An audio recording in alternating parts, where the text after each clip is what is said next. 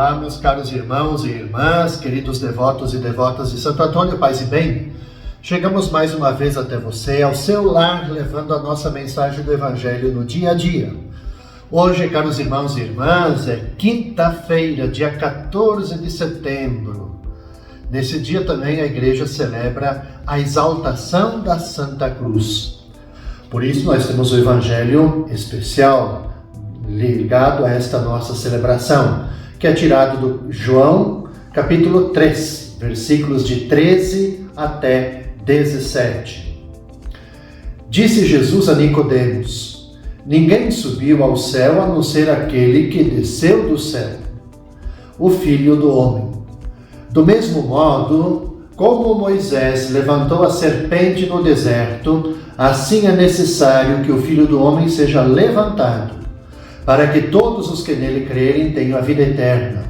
Pois Deus amou tanto o mundo que deu o seu Filho unigênito, para que não morra todo o que nele crer, mas tenha a vida eterna. De fato, Deus não enviou o seu Filho ao mundo para condenar o mundo, mas para que o mundo seja salvo por ele. Meus caros irmãos e irmãs, ao celebrarmos a exaltação da Santa Cruz, esse trecho do Evangelho, primeiro é bom a gente contextualizar que ele faz parte de um longo discurso, de um diálogo de Jesus e Nicodemos. E aqui é uma resposta que Jesus dá a Nicodemos, mostrando para Nicodemos que é importante, é fundamental a fé para obter a vida eterna. Jesus é aquele que desceu do céu, aquele que conhece o Pai e que está em íntima união com Ele. Já tem um trecho do Evangelho, não é esse, mas um pouco adiante no Evangelho de João, que diz: eu e o Pai somos um. Então Jesus ele é enviado pelo Pai para revelar o mistério da salvação, o mistério de amor que se vai realizar com sua morte na cruz. Então Jesus crucificado é a suprema manifestação da glória de Deus. Por isso que a cruz, e que celebramos hoje a exaltação da Santa Cruz, a cruz então ela se torna símbolo, veja bem, de vitória, de dom, de salvação, de amor. Então tudo que podemos entender com a palavra cruz, sofrimento, injustiça, perseguição, morte, se torna para nós incompreensível se nós olharmos isso tudo apenas com os olhos humanos. Mas, aos olhos da fé e também do amor, tudo aparece como meio de conformidade com aquele que nos amou por primeiro. Então, quando a gente toma sob essa perspectiva, o sofrimento ele não é vivido com um fim em si mesmo, mas com a participação no mistério de Deus, caminho que leva à salvação. É bom a gente ter essa noção, porque se nós olharmos Jesus caminhando para Jerusalém, para a sua paixão e morte, ser crucificado, e olhar isso como um fim em si mesmo, a gente nunca vai entender o mistério da encarnação. Nós nunca vamos entender também, aos olhos da fé e também do amor, o grande amor de Deus, o que nos ama por primeiro. No sentido de que a cruz não é para nós sofrimento, não é dor, não é fardo, mas significa doação, um caminho que nos conduz à salvação.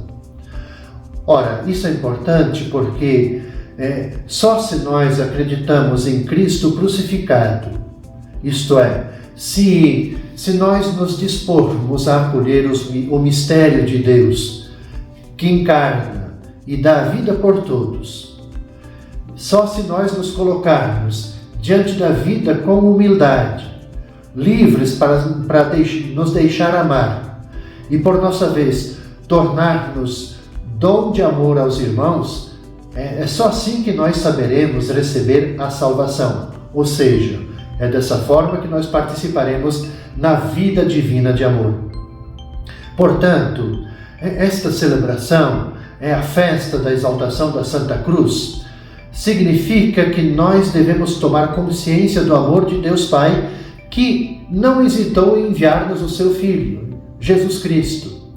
E esse Filho, que despojado do seu esplendor divino, se tornou semelhante aos homens, deu a vida na cruz, para cada um de nós, crente ou não crente.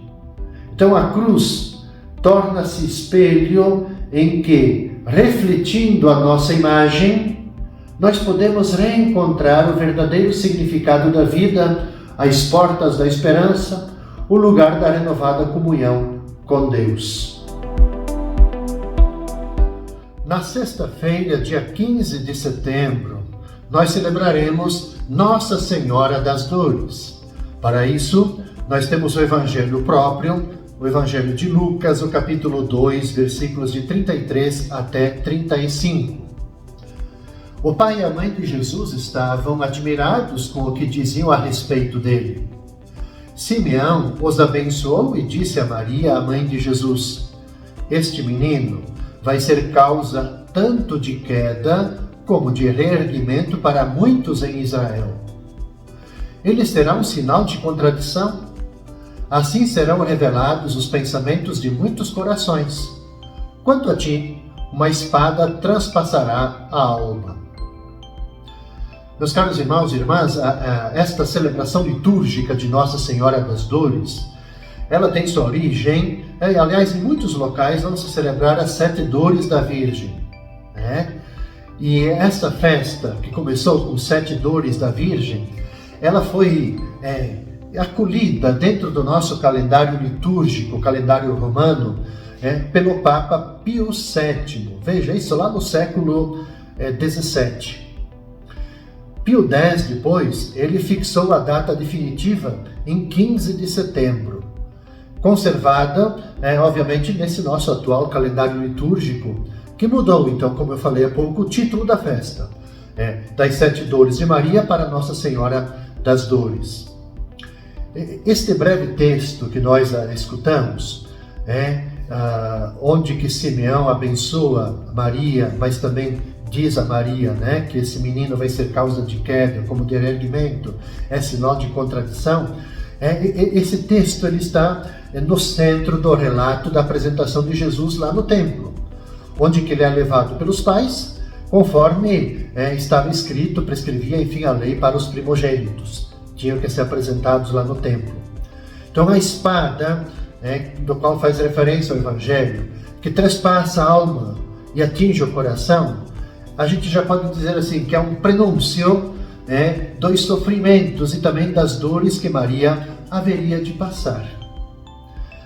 Penso que esse pequenino trecho do Evangelho, à luz também do que celebramos Nossa Senhora das Dores, as 7 dores da Virgem, é bom a gente refletir à luz do nosso tempo, do nosso contexto de mundo.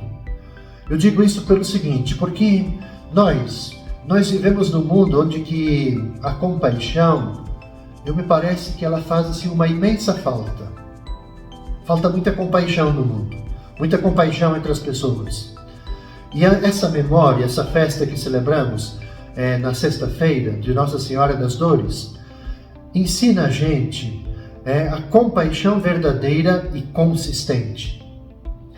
Veja que Maria ela sofre por Jesus, mas ela também sofre com Ele, junto.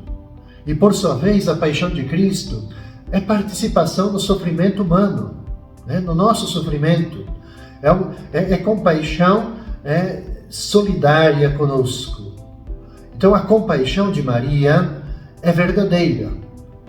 Carregou realmente sobre si o sofrimento do Filho e também aceitou com Ele a vontade do Pai, numa atitude de obediência. Mas veja, eu sempre gosto de dizer, que tipo de obediência? Não uma obediência subserviente, cega, mas uma obediência que vence o sofrimento. Uma obediência no sentido de acolher o plano de Deus. Então a nossa compaixão muitas vezes, me parece, e penso, é bom você pensar sobre isso também, muitas vezes eu sinto que a nossa compaixão ela é superficial, demasiado superficial. Acho que a gente ainda carece de ter uma fé como de Maria, porque nós não a temos ainda. Nós nem sempre vemos no sofrimento dos outros a vontade de Deus, o que está certo, é correto. Mas também eu digo que nós não sofremos como os que sofrem. Muitas vezes, diante do sofrimento do outro, a gente se afasta, a gente faz a volta, se distancia para a gente, assim, não se compadecer, para a gente não ter que assumir um compromisso do cuidado com o outro. É bom que nós, nessa festa das dores de Nossa Senhora das Dores, possamos pensar assim, o quão compassivos nós somos em nossos gestos e atitudes.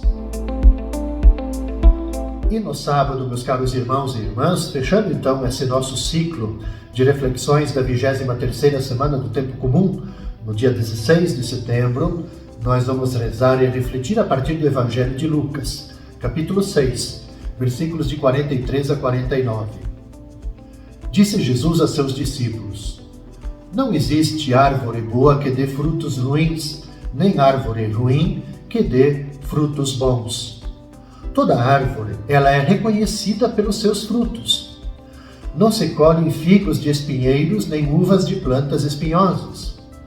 O homem bom tira coisas boas do bom tesouro do seu coração, mas o homem mau tira coisas más do seu mau tesouro, pois sua boca fala do que o coração está cheio. Por que me chamais Senhor, Senhor, mas não fazeis o que eu digo? Vou mostrar-vos com que se parece todo aquele que vem a mim, ouve minhas palavras e as põe em prática. É semelhante a um homem que construiu uma casa, cavou fundo, colocou o alicerce sobre a rocha. Veio a enchente, a torrente deu contra a casa, mas não conseguiu derrubá-la porque estava bem construída. Aquele, porém, que ouve e não põe em prática é semelhante ao homem que construiu uma casa no chão sem alicerce. A torrente deu contra a casa e ela imediatamente desabou, e foi grande a ruína dessa casa. Meus caros irmãos e irmãs, esses versículos que ouviremos no sábado, eles podem ser considerados variações sobre o Evangelho que nós ouvimos não faz muito. São variações sobre o tema das bem-aventuranças. É bom a gente notar que há esse contraste, se percebe isso no contraste entre a árvore boa e a árvore má, tal como na casa construída sobre a rocha e a casa construída sobre a areia. Para Jesus, toda pessoa é comparável a uma árvore, seja porque pode dar bons frutos, seja porque não lhe pode exigir bons frutos se ela for má. Então, as palavras de Jesus orientam-se do interior para o exterior, quer dizer, do coração para os fatos, mas também do exterior para o interior, dos atos para o coração. É muito interessante porque, veja, ele vai dizer que o homem tira coisas boas do bom tesouro do seu coração. Então, se o nosso coração ele é alimentado positivamente, com a compaixão, com o amor, com a solidariedade, ora, do seu interior vai brotar o amor, vai brotar a compaixão, vai brotar a solidariedade. Agora, se no nosso interior, no nosso interior todo ele é alimentado, nosso coração é alimentado pelo ódio, pela intolerância, pela indiferença, é do nosso interior que vai sair essas atitudes. Elas vão se manifestar nos nossos gestos exteriores. Se nós vamos nos defrontar, nos encontrarmos com alguém passando fome, o meu coração ele vai dizer assim, eu não tenho que ajudar. Esse não tem nada a ver comigo.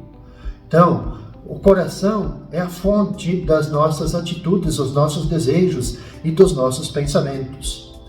Penso que palavras como essas, elas devem ter feito tremer os discípulos e também os outros ouvintes. Eu digo isso porque Jesus sabe o que há no coração de cada pessoa. E ele fala com um conhecimento muito próprio. Então, diante dele, todos se sentem como que cadernos abertos. Não há nada a esconder de Jesus. Aliás, não pode nem esconder nada de Jesus. Então, para Jesus, há, pois, um tesouro bom e um tesouro mau. Em ambos os casos, se trata do coração da pessoa humana, como eu falei há pouco, que ali está a fonte dos seus pensamentos, e aonde que é o nascedouro das suas atitudes, das suas ações. Para concluir, observemos como que Jesus exige que a profissão de fé, Senhor, Senhor, exige concretos atos de obediência. Mas o ato de obediência também deve ser inspirado pelo dom recebido, que é a fé. Com essa reflexão, caros irmãos e irmãs, eu então concluo esse itinerário da 23ª semana do Tempo Comum. Nós vamos nos encontrar novamente na segunda-feira, neste mesmo horário, com as reflexões então da 24ª semana do Tempo Comum. Aproveito novamente para dizer, nós estamos no mês da Bíblia. Vamos intensificar a escuta, a reflexão, mas também deixar que essa palavra ela ressoe no nosso coração e também nas nossas atitudes. Desejo que Santo Antônio abençoe a cada um de vocês. Paz e bem.